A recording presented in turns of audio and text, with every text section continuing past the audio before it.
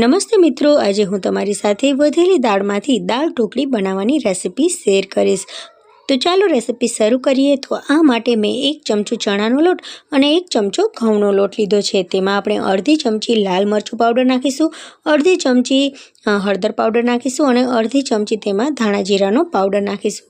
સાથે સ્વાદ પ્રમાણે મીઠું નાખી દઈશું અને આપણે તેમાં 2 થી 3 ચમચી જેટલું મૂળ નાખી દઈશું। હવે આ બધી વસ્તુઓને આપણે સરસ રીતે મિક્સ કરી લેશું।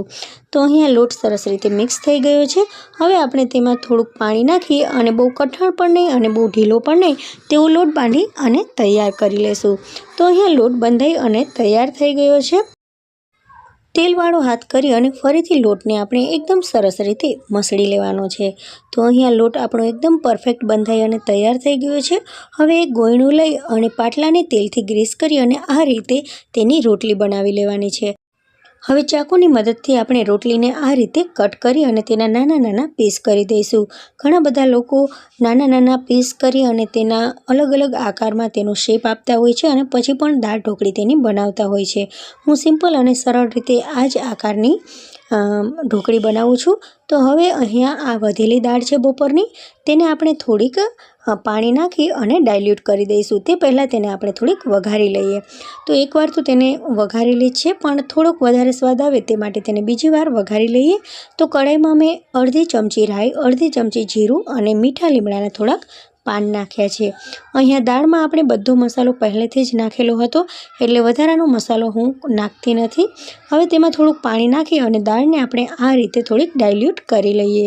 તો હવે તેને ઢાંકી અને થોડીવાર માટે ઉકળવા દઈશું। તો તે પહેલાં તેમાં સ્વાદ પ્રમાણે આપણે મીઠું નાખી દઈશું, તીખાશ માટે થોડુંક લાલ મરચું પાવડર અને થોડીક તેમાં હળદર ઉમેરી દઈશું। હવે આ બધી વસ્તુઓ ઉમેરાઈ ગઈ છે, સાથે સાથે આપણે તેમાં થોડોક ગોળ પણ ઉમેરી દઈશું। તો હવે ઢાંકણને બંધ કરી અને આપણે તેને ઉકળવા માટે રાખી દઈશું। તો દાળ સરસ મજાની ઉકળી ગઈ છે, તેને ફરીથી આપણે સરસ રીતે મિક્સ કરી લઈએ। તો દાળ અહીંયા મિક્સ થઈ ગઈ છે। હવે આપણે બનાવેલી ઢોકળી પણ તેમાં એડ કરી દઈએ।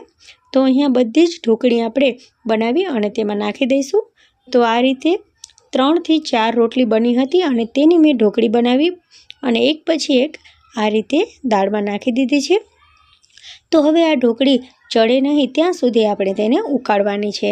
તો અહીંયા બધી ઢોકળી નખાઈ ગઈ છે અને આપણે ઢાંકણને બંધ કરી દેવાનું છે। તો વચ્ચે વચ્ચે આપણે ઢોકળીને ચલાવતા રહેવાનું છે। તો 5 થી 6 મિનિટ પછી તમે જોશો ને તો ઢોકળી એકદમ સરસ મજાની ચડી ગઈ છે, પોચી થઈ ગઈ છે। તો અહીંયા એકદમ સરસ મજાની દાળ ઢોકળી બની અને તૈયાર છે। Thank you for watching.